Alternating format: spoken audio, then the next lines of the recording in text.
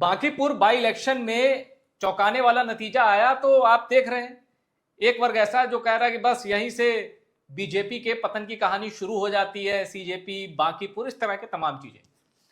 पर जिसने इस बहस को जन्म दिया, बांकीपुर उपचुनाव जीतने के बाद उनके बयान सुनिए, उनमें मोदी शाह निशाने पर नहीं है, निशाने पर वही है जो इलेक्शन से पहले भी निशाने पर था, सम्राट चौधरी। और आप सोचिए, नितिन नवीन, जिनकी मैं कहूं कि उनके पिताजी कई बार विधायक, वो वहां विधायक, नितिन नवीन के बारे में भी इनका लहजा बहुत तीखा नहीं है, इनके शब्द बड़े कठोर नहीं है। इन्होंने कहा कि अरे वो तो राष्ट्रीय पार्टी के अध्यक्ष हैं, बिहारी होने के नाते मुझे गर्व है। अब आप सोचिए, प्रशांत किशोर इनकी जीत को लेकर नैरेटिव क्या फैल रहा है, जबकि इनकी ओर से क्या नैरेटिव आ रहा है। इनके टारगेट पर बीजेपी की लीडरशिप नहीं है, मतलब टारगेट मतलब कि बस यही दिख रहा है। अर्जुन को मछली की आंख दिखती है ना, इनको मछली की आंख के रूप में सम्राट चौधरी दिख रहे हैं, तब भी जब 230 से ज्यादा सीटों पर इनकी जमानत जब्त हो गई थी पार्टी की। अभी भी इनके निशाने पर सम्राट चौधरी हैं। हम जरा पीके की जीत का मूल्यांकन भी करेंगे, विश्लेषण भी करेंगे और यह भी बताएंगे कि आखिर क्यों बीजेपी की टॉप 2 लीडरशिप पर ये उतने अटैक नहीं कर रहे, और जो ये नैरेटिव दे रहा है कि बीजेपी की उल्टी गिनती शुरू, मोदी शाह के युग का अंत, उस नैरेटिव से पीके खुद बच रहे हैं। मेरे साथ चर्चा के लिए अभिषेक उपाध्याय जी जुड़ गए। अभिषेक जी, सबसे पहला सवाल यही आता है कि बांकीपुर में जो जीत है, प्रशांत किशोर उसे अपनी जीत नहीं बता रहे, सम्राट चौधरी की हार बता रहे, जबकि दुनिया क्या बता रही है? नितिन नवीन की हार, बीजेपी की हार। ये कह रहे हैं सम्राट चौधरी की हार। इनके टारगेट पर सम्राट चौधरी क्यों है, जबकि आप देखते हैं कि कोई थोड़ी सी भी कामयाबी मिलती है, लोग सीधे मोदी शाह को टारगेट करना शुरू कर देते हैं। ये सम्राट चौधरी पर इनकी सुई क्यों अटकी है? देखिए, प्रशांत किशोर मूलतः क्या है, हमें ये समझना पड़ेगा। प्रशांत किशोर नेता तो अब बने हैं ना, वो मूलतः स्ट्रेटजिस्ट हैं, उनको स्ट्रेटजी आती है, वो स्ट्रेटजी के महारथी हैं। कहा जाता है कि उन्होंने कई सरकारें बनवा दी अपनी स्ट्रेटजी के जरिए, तो उनको मालूम है कब कहाँ हिट करना है। तो जैसे आप क्रिकेट के शानदार आप खिलाड़ी हैं, क्रिकेट में आपका इंटरेस्ट है, तो क्रिकेट में कब तान के मारना है और कब प्लेट करना है, कब टिका के खेलना है, ये सब स्ट्रेटजी तय होती है ना। हमेशा अब कोई टेस्ट क्रिकेट में वैभव सूर्यवंशी तो नहीं बन जाता है ना कि टेस्ट क्रिकेट में आते ही छक्का मारना शुरू कर दो। तो प्रशांत किशोर की निगाह चिड़िया की आंख पर है, उनको मालूम है उन्होंने एक बड़ी जीत हासिल की है, लेकिन वो ना भी मोदी से लड़ने की स्थिति में है, ना वो शाह से लड़ने की स्थिति में है, तेजस्वी से लड़ना नहीं है, क्योंकि तेजस्वी खुद ही किसी स्थिति में नहीं रह गए हैं आज की तारीख में, कल को कुछ हो भी सकता है। तो आज लड़ना किससे है प्रशांत किशोर को? आप दिमाग देखिए प्रशांत किशोर कितना जबरदस्त है। प्रशांत किशोर क्लियर है कि आज तो लड़ना है इससे, सम्राट चौधरी से, नंबर 1। दूसरा, उनको ये भी मालूम है कि सम्राट चौधरी बड़े वल्नरेबल हैं। वल्नरेबल मतलब ये है कि सम्राट चौधरी के पीछे जेडीयू लगी हुई है, सम्राट चौधरी के पीछे बीजेपी लगी हुई है, और जेडी पहले से है। हाँ, और सम्राट चौधरी से नितिन नवीन के रिश्ते बड़े अच्छे नहीं बताए जाते हैं। मतलब कहा जाता है कि भाई पावर सेंटर तो हो गए ना, नितिन नवीन यहाँ से गए, एक उनकी सरकार में मंत्री थे, अब वो राष्ट्रीय अध्यक्ष हो गए हैं, बॉस हो गए ना उनके। तो वो बॉस हो गए हैं, लेकिन बॉस होने के पहले क्या थे? ये डिप्टी सीएम थे और वो मिनिस्टर थे। तो जाहिर सी बात है रिश्ते सहज नहीं होंगी, साइकोलॉजी ये कोई स्वीकार नहीं कर पाता है। ठीक है। आप बताइए, धर्मेंद्र प्रधान क्या स्वीकार पाए होंगे कि नितिन नवीन आकर के राष्ट्रीय अध्यक्ष बन जाएं? अब स्वीकार लिए होंगे। हो सकता है आप स्वीकार लिए हो, के बाद स्वीकार लिया होगा। लेकिन बीच में ये भी था ना कि अगला कौन बनेगा राष्ट्रीय अध्यक्ष? हाँ, धर्मेंद्र प्रधान, भूपेंद्र यादव, दो ही नाम चल रहे थे। अब वो धर्मेंद्र प्रधान वही के वही रह गए और वहां भी नहीं रह गए, नितिन नवीन कहाँ गए? तो इंटरनल राइवलरी चलती है, इससे कोई इनकार नहीं कर सकता है। तो ऐसे में कहानी ये है कि पीके को समझ में आ रहा है कि अगला कौन सा गढ़ गिरा सकता हूं। पहला तो गिरा दिया, बांकीपुर जीत लिया, अब उनको कहने जरूरत नहीं कि मैंने मोदी शाह को धक्का दे दिया, मैंने नवीन को ये तो पब्लिक अपने आप कहेगी, कह ही रही है कि बड़ा काम कर दिया। बढ़िया। लेकिन पीके को पता है कि हमको टेंजिबल, यानी कि जो ठोस हो, तो हाथ में दिखे पकड़ने पर कि क्या है हमने अचीव कर लिया। एक हाथ में बांकीपुर ले लिया, दूसरा हाथ क्या है, अब कहाँ मारना है? सम्राट चौधरी। क्योंकि सम्राट चौधरी, मैंने फिर कह रहा हूं, आपके खुद घिरे हुए, इंटरनल घिरे हुए हैं। और एक बात और आप देखिए, ये लगातार चल रहा है कि बीजेपी अपने, ये चर्चाएं चल रही हैं कि बीजेपी कुछ बड़े चेंजेस करेगी, कुछ सीएम बदले, मैं नहीं कह रहा हूं कि सम्राट को बदलने जा रही है, कहीं से मैं ये नहीं इंडिकेट कर रहा हूं, लेकिन कुल मिलाकर के बीजेपी के कोई भी सीएम नहीं कह सकता है कि मैं अब आ गया हूं, मुझे कोई हटा नहीं सकता है, कोई नहीं कह सकता है। तो वो एक और उपलब्धि हासिल करना चाहते हैं, ये बांकीपुर गिराया और अब सम्राट को डिस्क्रेडिट करूंगा, सम्राट को टारगेट करूंगा, और आज नहीं कल नहीं परसों जब भी सम्राट हटेंगे मेरा क्रेडिट होगा। एक बात, दूसरी बात यह है कि मैं ये साबित करूंगा कि बिहार में सम्राट वर्सेस पीके है, न कि सम्राट वर्सेस तेजस्वी है।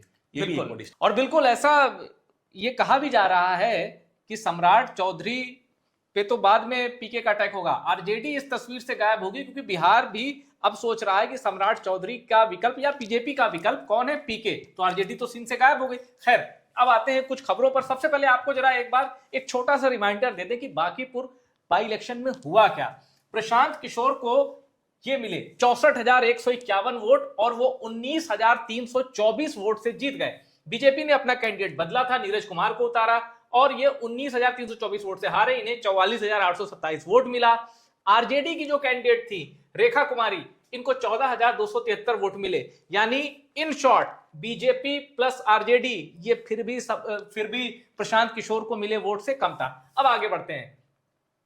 देखिए सम्राट चौधरी से आखिर दिक्कत क्या है, प्रशांत किशोर ने गिना दी पूरी लिस्ट। अब देखिए दिक्कत क्या है।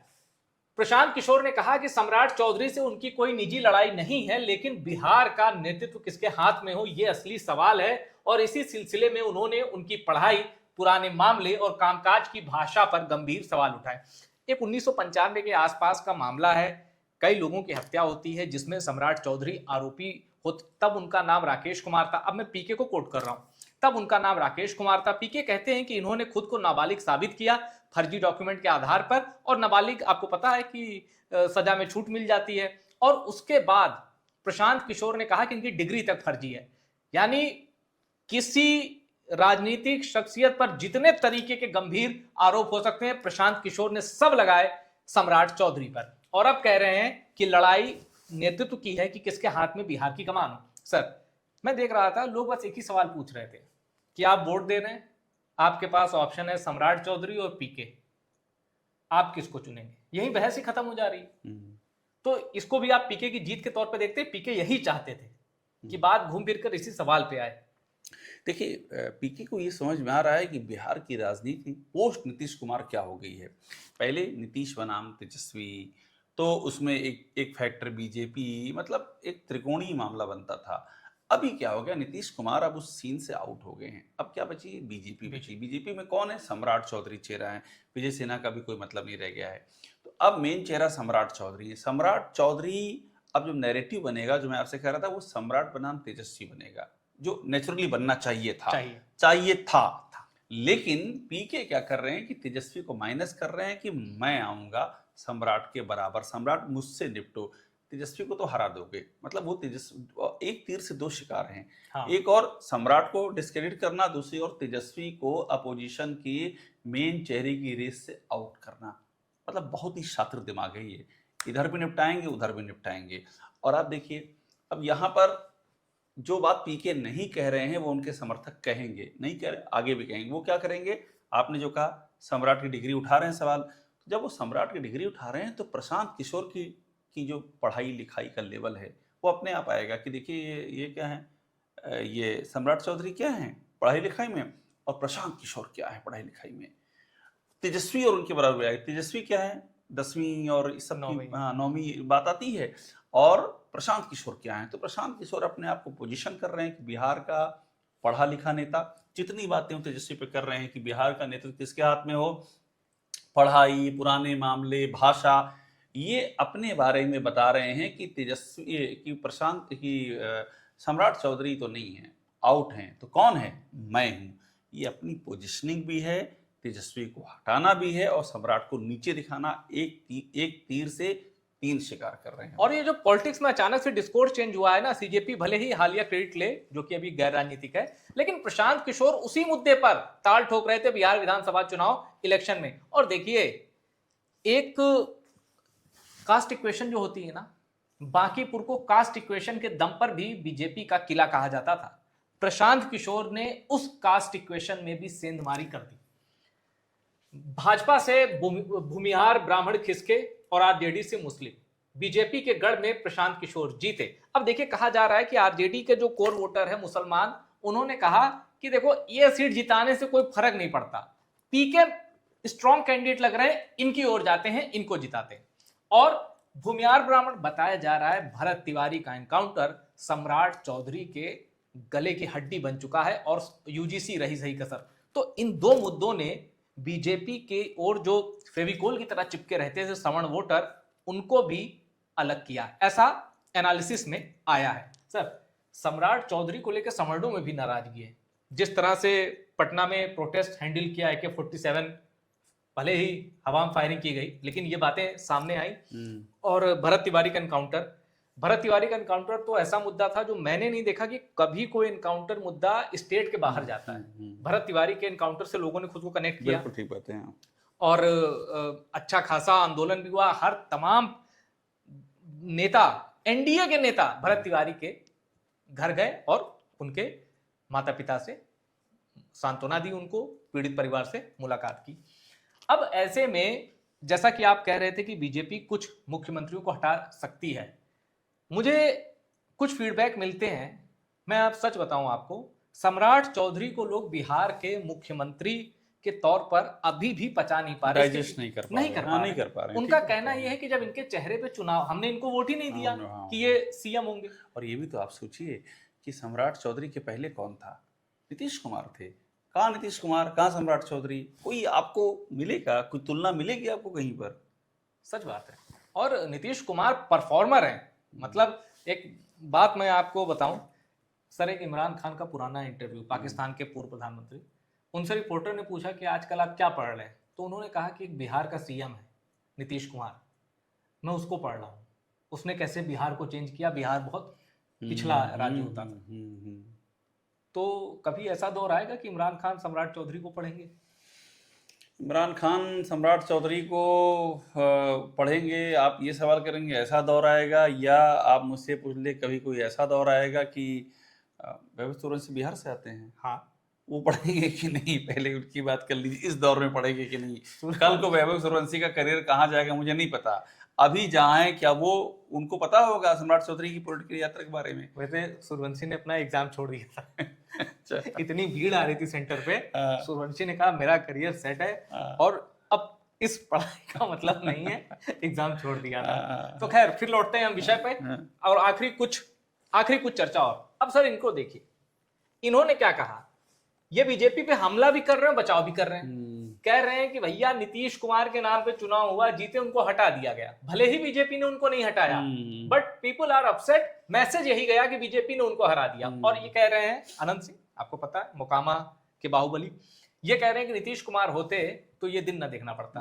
अब सर, एक सवाल और मुझे बताइए, क्या अमित शाह ने बांकीपुर में हाथ डाला था या छोड़ दिया था कि लड़ो तुम लोग? पूरा छोड़ दिया था। बांकीपुर नितिन नवीन का शो था। अभी आप देखिए, वो अपना बयान भी जारी कर रहे हैं। बांकीपुर पूरा नितिन नवीन का शो था। एक जो पहला उम्मीदवार जो चयन किया नितिन, वो भी नितिन नवीन की ही चॉइस थी, वो बैकफायर किया। वो चॉइस ठीक नहीं थी, उसको बदलना पड़ा। दूसरा जो लिया, उसमें नितिन नवीन की सहमति ली गई। लेकिन ये चुनाव छोड़ दिया, इसलिए भी छोड़ दिया था कि भाई किसी को सपने में नहीं सोचा था 3 दशक की सीट है उन 95 से लेकर के, और फिर 2005 नितिन नवीन आते हैं, उनके फादर की सीट है। तो 3 दशक की, वो भी पटना अर्बन है, सीएम ऑफिस उसी में आता है, बीजेपी का अपना दफ्तर उसी सीट में आता है, राज्यपाल आते हैं, इतनी अर्बन सीट, अर्बन में बीजेपी बादशाह है। तो अमित शाह अगर वहां लगते तो ये भी मैसेज जाता कि भाई अध्यक्ष की इतनी भी हैसियत, काबिलियत नहीं कि अपनी सीट बचा सकें वो।